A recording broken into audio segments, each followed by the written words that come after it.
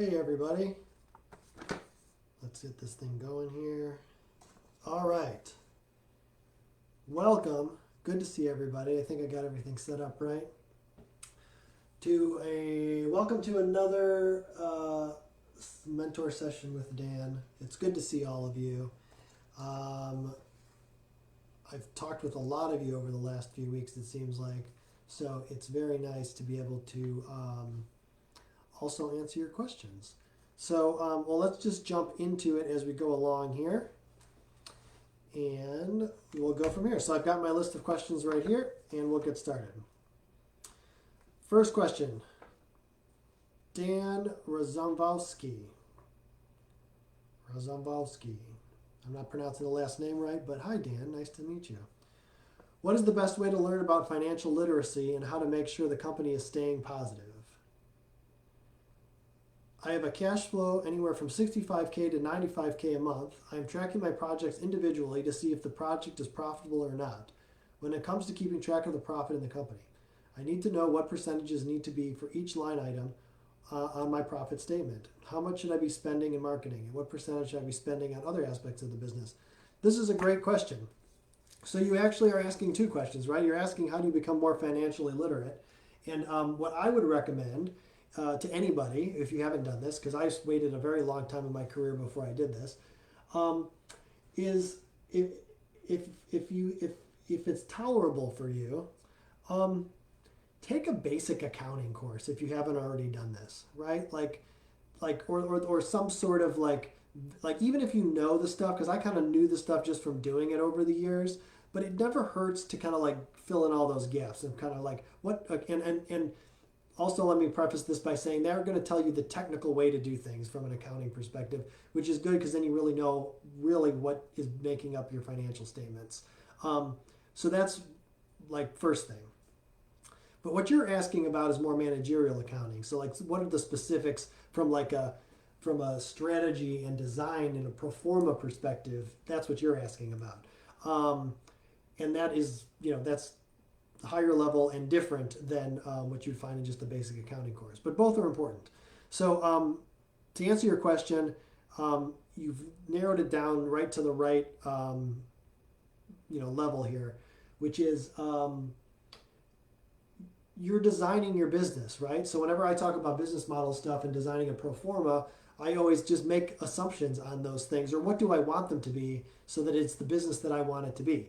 So for example, you said, how much should I be spending on marketing? I mean, it depends on the business, right? So Coca-Cola, Budweiser, all these, kind of beverage companies, they spend like ridiculous, 40+% of their revenue goes back into marketing. Depending on your business, it may or may not be that much. It's probably not that much. But it is going to be a set amount, as you're saying, because if you're not driving that marketing dollar back in to your business, somebody else in your same industry is going to be driving that marketing dollar back in. So it depends on your industry. Another good note is to think about is that profitability, generally speaking, again, it's different industry to industry, but if you're kind of in a service business, which it kind of looks like you are, yep. If you're kind of in a service business, a lot of times your target profit should be around 20% net profit. Not after taxes, so like before taxes, but net of everything else. I'd like to target 20%. Now, can I get to 20%? Maybe not, but I like to target it anyway and make that my goal. And then I just build everything from profit first, right? Here's my goal, 20% of profit. So I do need the market and sales. So marketing and sales is another 20%. So between profit and marketing and sales, I got 40% spent. So that means I have to deliver all my production for that other 60%, right? So I kind of like start with rough numbers like that and then just break it down more and more detailed. Don't be afraid to use spreadsheets. That's another thing. If you guys are not comfortable with spreadsheets, get comfortable with spreadsheets because it's going to make a big difference for you when you're trying to figure this stuff out, because you can figure it out on paper, but then every time you want to make a change, you got to write everything out again. With a spreadsheet, you change one number and then everything updates. So long story short, I don't know specifically for your industry. We'd have to talk about that and try to think through that. I love that you're already doing $1 million in at least run rate for sure, it sounds like. and you're keeping track of your individual project costs, which is good. That's your job costing. So really, you're just trying to figure out, what does it cost you to acquire a client, and how much should you be spending to acquire that client. So I'd want to know, well, what is it costing you to acquire a client? How are you acquiring a client? What is the cost that you're currently spending? And if you multiply that out, are you getting the return that you want on that? It sounds like you are. So cool. Reach out to me if you want to talk more about it. I'm always open to talk with people, as I always say. Quade Sturdy. What makes more sense? Targeting one specific field, scaling, then expanding, or slowing the growth process and build systems for all targeted avenues along the way?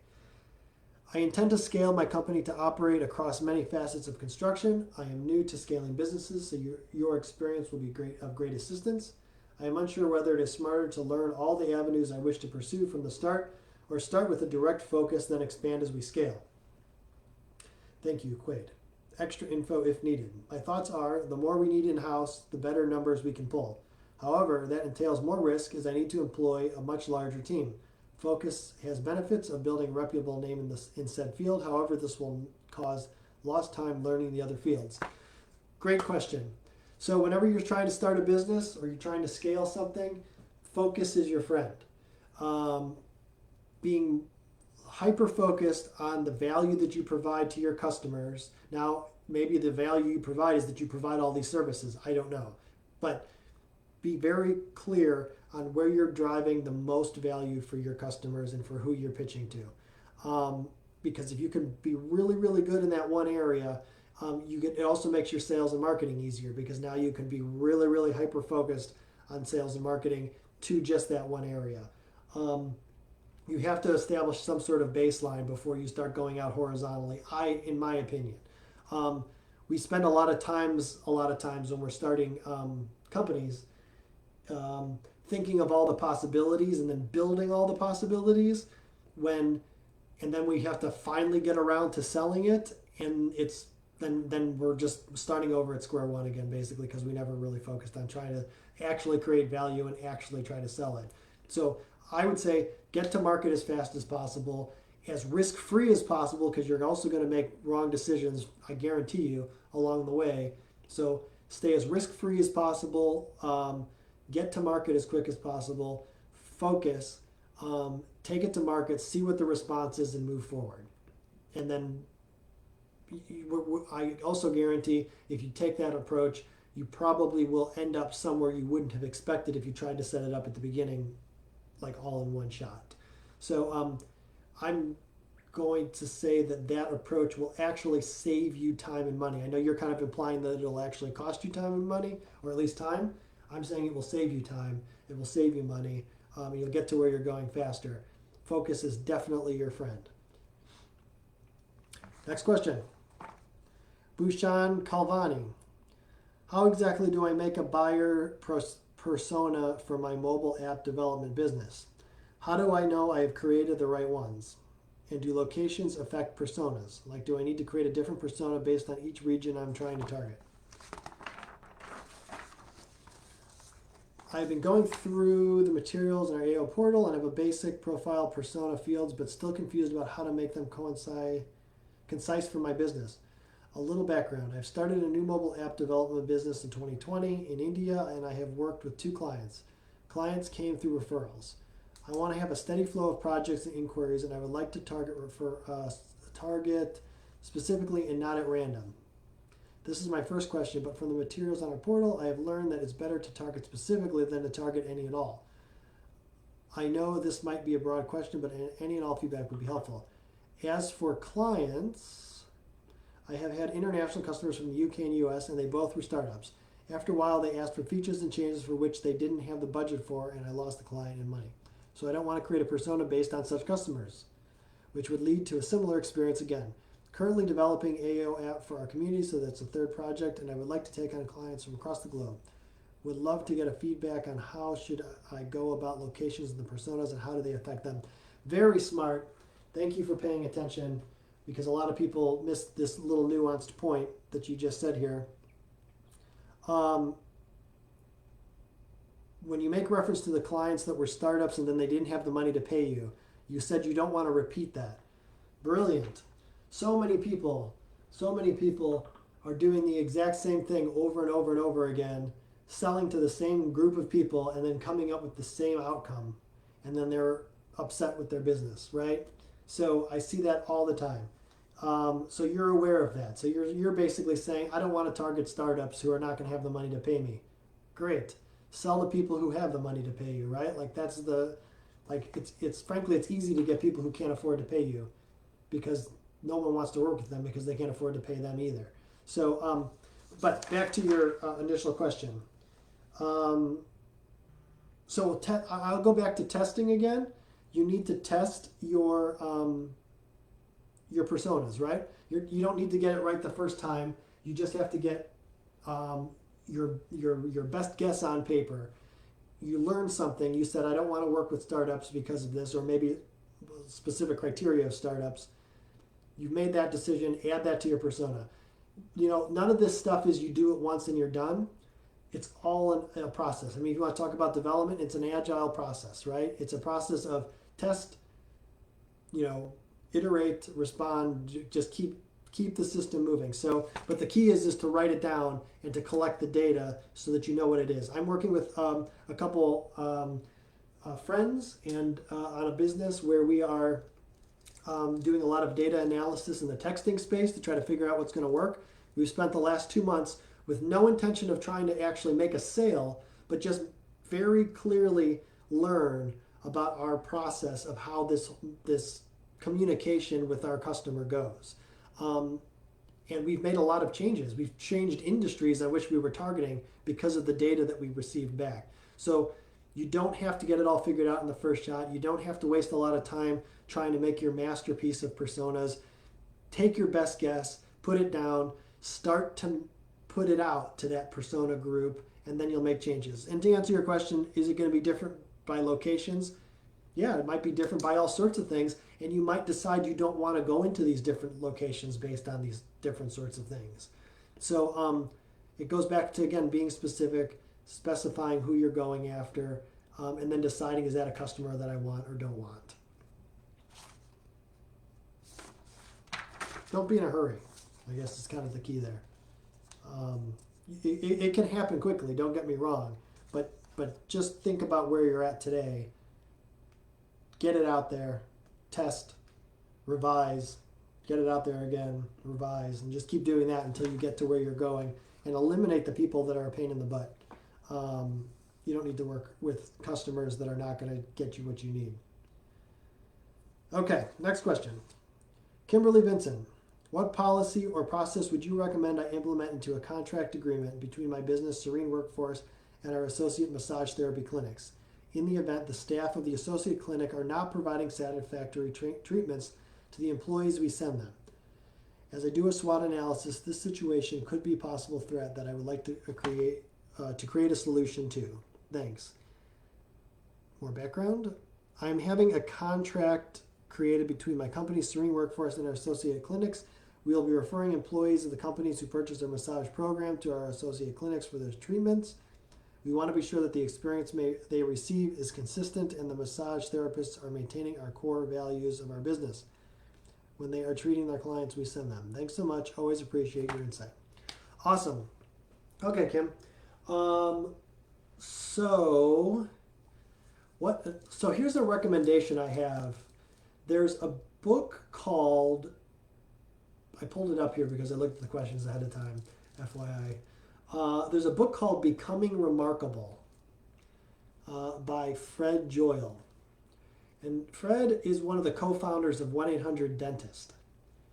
And the thing that's interesting about 1-800-DENTIST as it relates to Kim's business is that they also use kind of an outsourced production relationship to their customer, right? Like if I call up 1-800-DENTIST, I'm not going to go to like an officially owned 1-800-DENTIST dentist office. I'm going to go to somebody who is part of their network, which is the same thing that Serene Workforce is. And they have a very unique and specific approach, and the book really talks about how they do that. and how they maintain quality and how they maintain that customer experience, because they want to maintain, because it's everything to them. They are just a brand. So if that brand gets known to be garbage, then they're out of business. So I recommend that book, Becoming Remarkable by Fred Joyle. It's a great book, and I recommend that to anybody who wants to learn about how to keep customers happy in a distributed kind of environment. And then also those who want to create that kind of big marketing brands, to drive customers. It's a great book. So I think this, yeah, and as far as the specific solution in this case, yeah, I think we're going to have to think about that one. Off the top of my head, I think that we should look at something that's already worked and just try to find something. One of the things with Becoming Remarkable that I know that they talk about is that their associated network dentist office they're actually paying quite a large fee to be a part of the network because they get so much business from them. So, and they have like a 50-point checklist that they get audited on. They have like an auditing procedure. So, I mean, it's probably going to be something, if it's not the big fee up front, there's probably going to have to be some sort of auditing procedure with metrics that is done to maintain quality. In another company that I'm working with, they just implemented an NPS, Net Promoter Score, that they can track down to the employee level, the service provider level at the company. So they can see a kind of a store-wide NPS score, which is the total of all of them, but they can also track it down to the individual who actually worked with the client. So that might actually be a very good solution in this particular case. There's a little bit of technology involved with that, and there's a little bit of having to make sure that the clinic location has the customer fill that out or whatever, but it takes 2 seconds. It's literally a click of the button. If you guys don't know what Net Promoter Score is, Google it. Net Promoter Score. It's basically a very quick and easy and effective way of understanding if your customer base will promote you to other customers, which is basically the highest sign of quality that you could have. Because if somebody says you're good and they'll tell somebody else about you, that means you're doing a good job, and this is a good way of measuring that.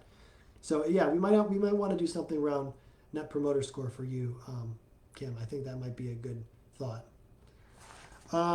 Okay, Scott Lewis Jr. Are there other options for office phone service? I currently pay $350 per month for my phone and internet, and every time there's an issue with my phone system, I have to call for a service call. Looking for other options. I don't have it bundled. My internet that I use is through Comcast, but I've also used other outside providers as well. But I've never bundled my phone and internet service. I don't know if you're bundled or if you're just adding it together when you wrote the question. So I use Comcast for my internet and have zero problems. I have, and this isn't my location, so it might be different for you. I have Verizon as my mobile phones, and for all the commercial mobile phones that we've ever had, we've always used Verizon. Been good issues, good things there, although I have a funny story about that. Watch my Instagram. I'm going to share what that funny story is here shortly. And Nextiva is my office phones. The thing that's great about Nextiva is that Nextiva provides a VoIP, like virtual phone network. So it's kind of like the old PBX structure, but you can do it with VoIP and just plug in these giant phones into anywhere there's an internet connection. And or you can download an app to your phone so that your extension is kind of masked on your phone. So like if you were to give somebody an official office number, it might ring on your mobile number without it actually exposing your mobile number to them, so that it's always on the office side of things. And I would think, depending on how many lines you have, you could probably get all that stuff that I just listed there for probably less than, or thereabouts, $350, something like that, if you just got a couple different lines and an internet service provider. But yeah, you might want to go to VoIP. If I don't know, when you say my phone system, it makes me think you actually have like an interior phone system. If you do, ditch it. Go to a VoIP service that's much better, whether it's Nextiva or something else, in my opinion, in my experience. Okay, Rohit Gupta.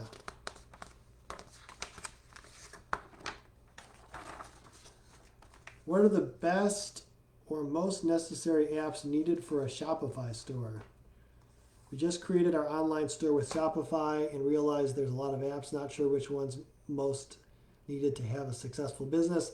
So I'm not like super detailed into Shopify, so I'm not going to be able to recommend any specific apps by name, but I can recommend functionality. So anything that's going to give you an idea of where the customers are falling off, that's going to be helpful. I don't know if Shopify has the heat maps, but heat maps are great. The thing where it kind of can tell you where people pointed the mouse and then where they kind of, people have a tendency to point the mouse where they're looking. And so the heat maps kind of tell you kind of where their eyes are mostly on average going. You need that kind of data to be able to continually optimize your offerings and your service.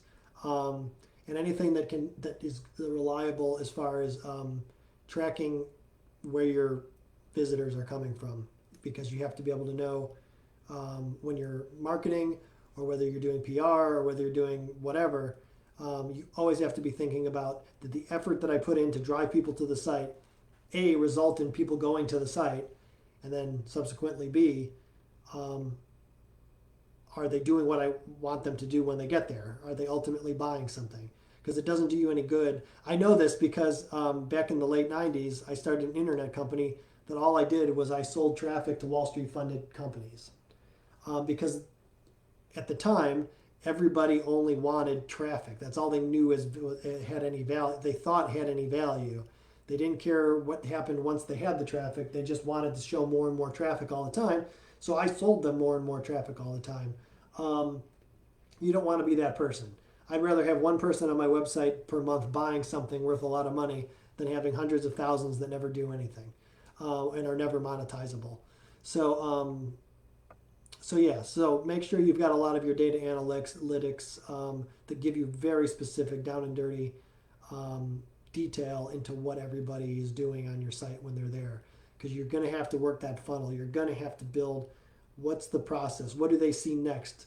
Okay, I changed this color. I changed this message. I changed this graphic. And then when I did that, I got more people going to the next step. You've got to go through that process. You only get there by testing. You can't get it right the first time, and you need to be able to have the visuals into doing that. Okay, Martina Zaverninska.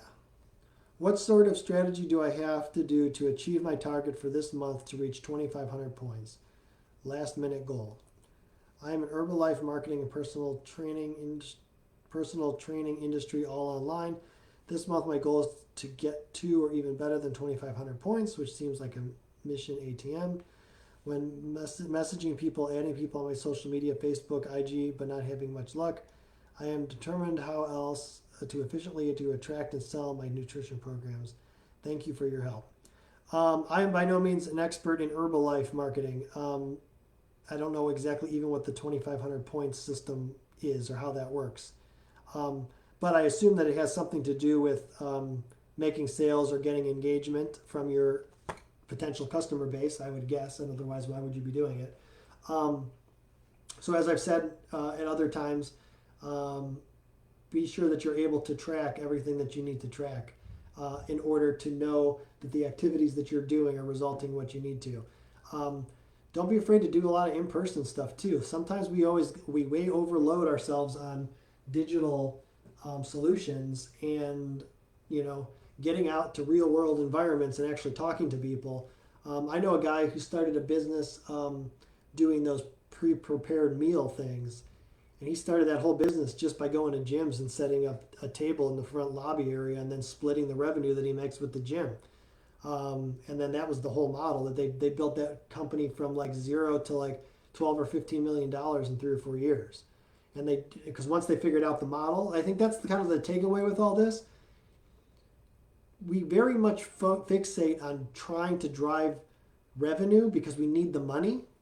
But in reality, if you can focus on the steps to getting the revenue, that's how you get the revenue. The irony is the more you think about the revenue, the harder it is to get. The more you focus on the actions and the more you focus on the steps to get there, that's how you get what you want. You have to, and you put one foot in front of the other. You learn.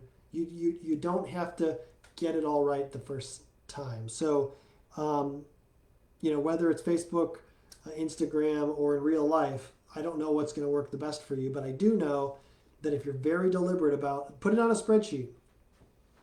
Idea one, go on Facebook and talk to people in a health and fitness group. You'll have to get more specific than that, but something like that.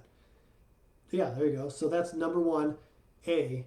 Message one, message two, message three. Here's the way that I can, imagine how the messages would go, that I would talk with people, and then put it out there and see what happens. And and if you do that for a little while, and you do that 100 times or 500 times or 1,000 times, by the time you do it 1,000 times, especially in a digital environment, you're not you know what the result's going to be. It will be the same roughly all the time, around that same conversion rate, right? Whatever that ends up being. So that's the name of the game, is just to put it out there, measure the result, and then say, how many times do I have to do this thing in order for me to get the result I want?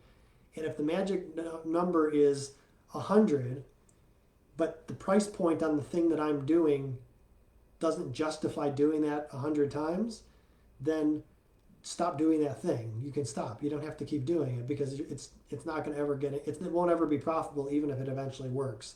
So it's good to know kind of where that threshold is of the action that you're doing, where even if it worked, you're past the threshold of where it's not worth it. You don't need to do that thing anymore. Do a different thing. Yeah. So I think that's a good summary. Yolandi de Gavoye, I feel like I need to stop. Go back and restart with the basics. I had already started my business when I joined AO, and I don't have the basic foundation processes down. Where do you recommend I start? I need a clear vision and a roadmap and projections on where I'm going and how to get there. We manufacture decorative throw pillows and pillow inserts. The potential for growth is huge. We currently do around $15,000 a month, but I need at least to double or triple that. And I can't scale haphazardly. This needs to be very calculated and planned. I totally agree with you, Yolandi. So you hit it on the head. You know exactly what you have to do, which is not unusual. People generally know what they need to do. Sometimes it just takes a little nudge to get them to do it. You said you need a clear vision and a roadmap. I would work with somebody, whether it's me or one of the other mentors or someone else, to talk specifically about the vision and the roadmap from a strategy perspective and get it down on paper, or a spreadsheet is usually where it ends up for me. Get it down from a first, it's kind of like a high level narrative of where you want to go. What do you envision this company being? And then we work our way all the way down from 10 years in the future down to what are we doing next week, and all the stops in between. And then when you do that, you also lay out your pro forma so that you actually have all the numbers laid out. Here's what our P&L is going to look like this month. Here's what it's going to look like the next month. Here's where that time where we hired the new sales guy. It's going to take 6 months to get the new sales guy profitable. So we're going to have a negative loss on that investment on that sales guy for that first 6 months. So that's going to cost us $20,000. Add up all of those potential startup costs to whatever. Now you know what your total investment is, and you can decide, do I want to make that $150,000 investment to do all this stuff, or do I want to make a change? If I do all these things and I succeed, am I going to make enough money to make it worth my while? You can answer all these questions ahead of time. Because if you can't get it to work on paper, I say this all the time, and I see it a lot. People don't take the time to document out what it could be or what it should be from a numbers perspective, so it's specific enough that they can decide, yes, this is worth proceeding forward with, or actually, no, it's not, because even if I succeed, I'm still going to not make the money I want to make. So why am I even going to do it? I need to retool, new business model. Or if you're saying, I feel like I need to stop. Maybe. I've seen people bail on businesses because they actually just decided, like, after a bunch of time, like, this just doesn't grow anymore. Big companies do that all the time. I was just out to lunch with a couple of buddies, and one of them works for a big giant private equity company, billions of dollars in assets. They take $4 and $5 and $10 million businesses and shut them down just because they are not going where they want them to go. Like, literally just turn off the spigot, and they might even be profitable. Nope, that's it. It's not growing the way we want. Turn it off. Be done. Because they do the calculations and they know what they know, and then they just say no more. But you only figure that out by writing it down, putting it on a spreadsheet, and a lot of times working with somebody from an outside perspective. That's what we're all here for, to help with that. So anybody who wants help getting that outside perspective, reach out to Shelly, reach out to Sean. They'll hook you up with whoever you need to be hooked up with to figure that out. Because you need to get that extra perspective, because sometimes you can't see it. That's why all the mentors, I myself included, I would imagine all of them, if not all of them, many of them, we have our own mentors and coaches and advisors and all these things, because they give us a different perspective. And so that's why you need that. And that'll help you answer that question. All right. Dan Rosamowski. How much should I sell 20% of my company for? What are questions I should review with the new partnership? I have a person I have worked with, and he wants to buy 20% of my company. He will be a managing partner. He will take over all logistics and the operations of the business. I will focus on sales and growth. This will explode my business. This will also save me lots of headaches on getting projects done. Okay. So I caution you, whenever you bring on a new partner, there's always risk that the partnership will not be the roses and candy that we expect it to be. Sometimes it is, but I would be cautious, especially if you have an established business that's already generating significant revenue. So just as a general rule of thumb, like an easy rule of thumb, in a small business that's generating, let's call it $200,000 in owner discretionary income. Let's say you're generating 200 grand. You multiply that times some multiple that's average in your industry. I don't know, exterior contracting. If you don't have any recurring revenue, if it's all job to job, it's probably like a 2 times, maybe 2.5, maybe 3, because this is for valuation purposes and not sale. So I'd say your business is worth like 600 grand. Let's say 3 times 200,000 is 600. And I'm making up to 200. Maybe you're making more than that. Maybe you're making less. So let's say it's worth 600.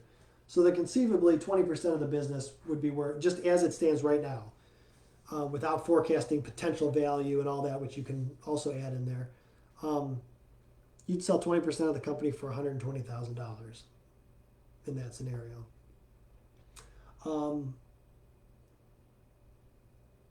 Now the question is do you want a partner for $120,000? Remember, equity is your most expensive form of financing. So I don't know what you're planning on doing with the $120,000, or if this is just a way for this guy to be involved and feel like he's got some skin in the game, and for you to feel like he's got some skin in the game. So maybe that works out. Regardless of why or whatever, when you bring this partner on, you've got to clearly define your metrics of success for him in the role that he's going to be doing and what your expectations are. And you have to have an awesome operating agreement. Do not skimp on your operating agreement. Make sure you sit down together, clearly articulate all the things that you can and want to happen. Just like when we're talking about making pro formas and then deciding if this business model is the right business model, it's the same thing for setting up an operating agreement, a partnership agreement with your partners. Talk about what it looks like when he doesn't do his job and you want to get rid of him, because I'm assuming you're going to maintain the majority control because you have 80% of the company. Make sure that you know what his chances of remedying are if he doesn't achieve what you want him to achieve. What happens if he just wants to do something else and turns out he doesn't like it? How does that work? So all these questions. What I would recommend, if you can do it, if he's willing and you don't really need the $120,000 I was just hypothesizing, I was just thinking that what you could do is maybe set up some sort of phantom equity type deal. So it's not really true equity, but it's more of a contract, an agreement that he gets some sort of upside benefit when XYZ happens. Or an option to buy in at a later date after he's seen some success. Depending on what your relationship is to them, that's probably what I would do. Okay. Let's see here. Sean Jumgo.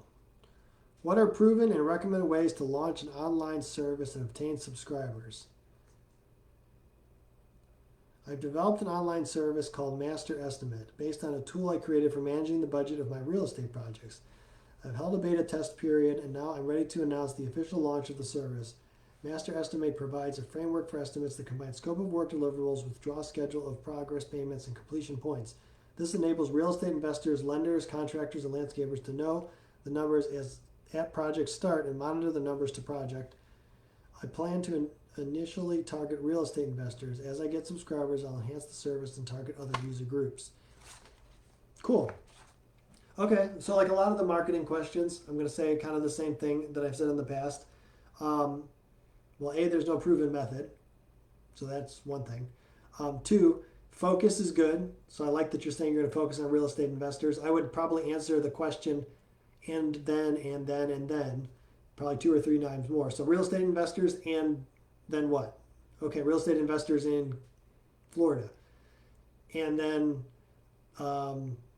that have investment portfolios worth less than $5 million. And then, so like narrow it down, get more and more and more focused, stay focused.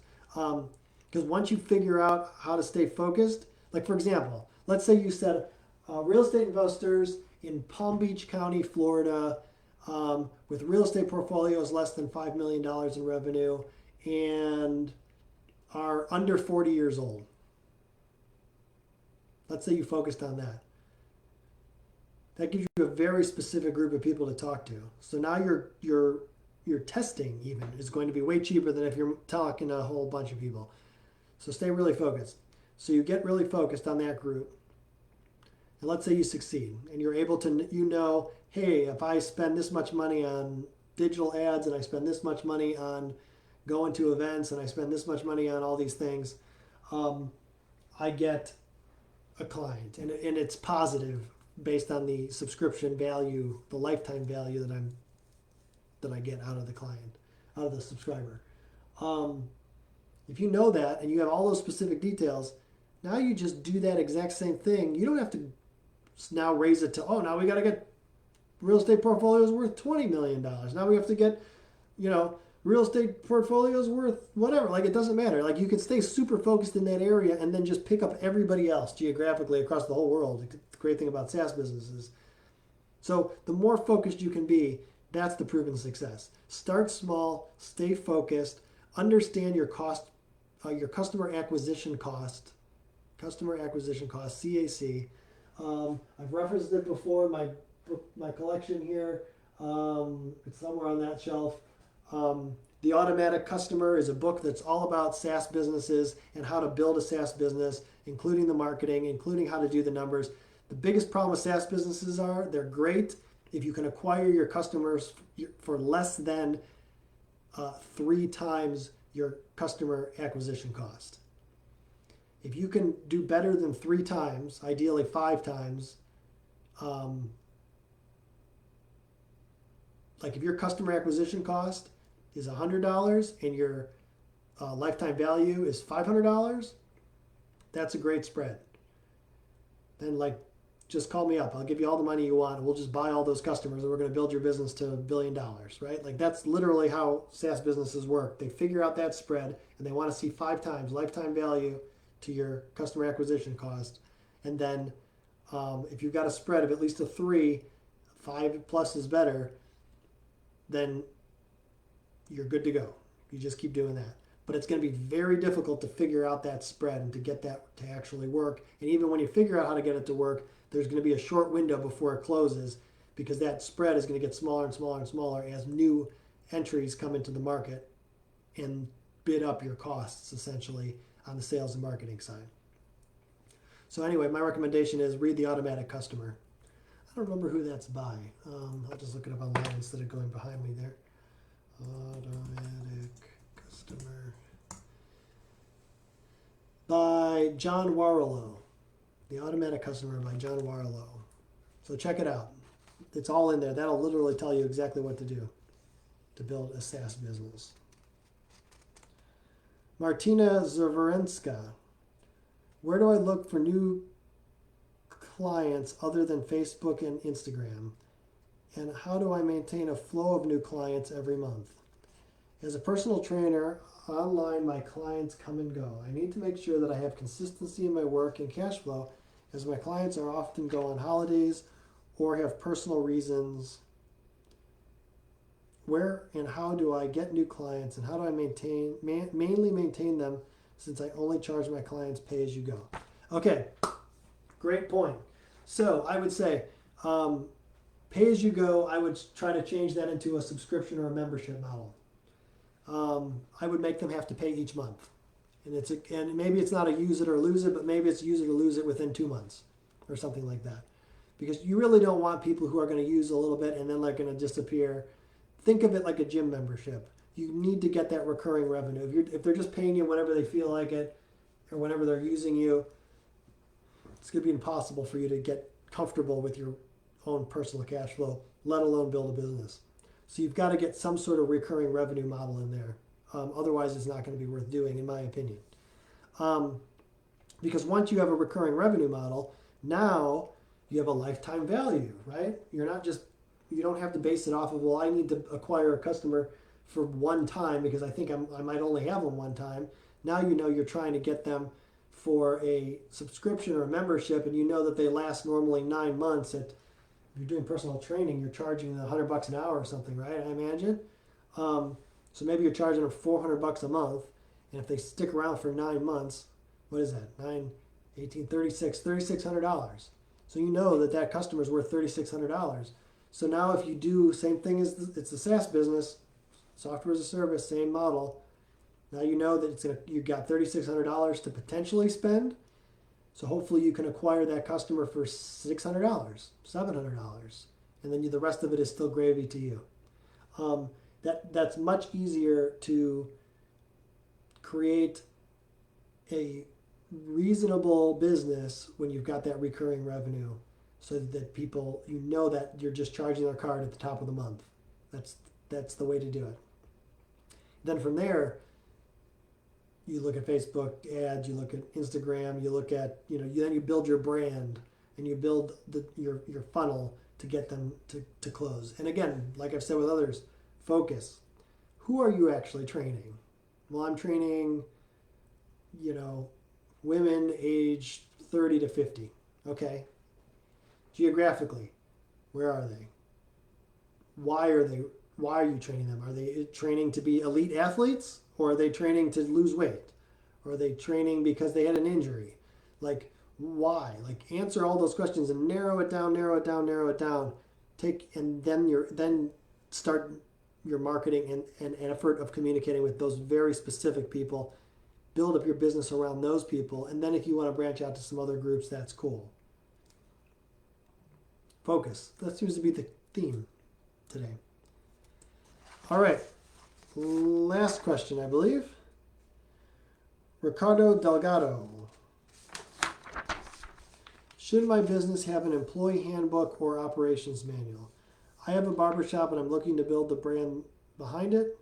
I want my business to be able to scale in the most smooth way possible. That way I can get investors interested. Yeah, you're absolutely correct. If you guys want to bring on an investment for any reason, or even if you just want your business to succeed, like at some sort of scale, you have to document stuff. So of course you're going to need an employee handbook, an operations manual, but not in like a generic sense. I think people say those words sometimes because they like hear the word like, oh, I have to have an operations manual. Well, just saying you have an operations manual doesn't do anything. Like if you've got an operations manual that nobody looks at and doesn't do anything, like, and it doesn't really, like, it's just something you put in the drawer and never look at, that's useless. It's not even worth the time putting it together. Then don't bother. But if you build a process manual, like, you know, in AO we talk about Trainual. I'm sure you've heard about Trainual. If you're building something that's useful, that you put all of your systems and process documentation into, that you put your videos that explain how to do stuff. So we do it your way as an employee. That's how you drive value in your business. That's how you drive enterprise value if you want to sell. That's how you drive value if you want to bring in investors. Like that's why they're going to be on board, because they're going to feel comfortable that they can see like, okay, cool, this guy's got his act together. All these people are doing this work and they're not just doing it randomly. He laid it all out and now they're executing it. And it's the same every day. It's the same every week. Consistency helps manage risk. And investors and people who buy businesses, they don't like risk. They hate risk. So anything that you do to show that you've mitigated risk and that you've maximized your return on investment and a return on effort, that's going to do the trick for you. So yes, you absolutely need an employee handbook. You need an operation manual. You need systems and processes documented. You need videos showing how you do things. You need all your best practice stuff. And the reason you want this is because that's the business you're building. Your business isn't anything else but that. If you really want to scale your business, it is those things. That's literally all it is. We get distracted sometimes and think that our job as the entrepreneur is to deliver the product to the customer, or deliver the service to the customer, or even slightly removed, get someone else to deliver the product to the customer. But that's not really our job. Those are all management jobs that we were just describing. The entrepreneur, the person at the top, the person who makes it all happen, they are really designing the business. And as you get further and further up the food chain, and as your company gets bigger and bigger and bigger, you get to the point where you're just thinking about strategy and where to allocate money to accomplish the strategy. And then everybody else is putting all of those pieces in place. So you've got to build the stuff that the business operates from, which is your standard operating procedures and all that stuff. So yes, absolutely. Okay, that is it. Thank you everyone for hanging out and watching the questions and answer session today. Reach out to Shelly or Sean or me if you have any questions about anything and you want to talk. And that's about it. So have a good rest of your week, and we'll see you next time.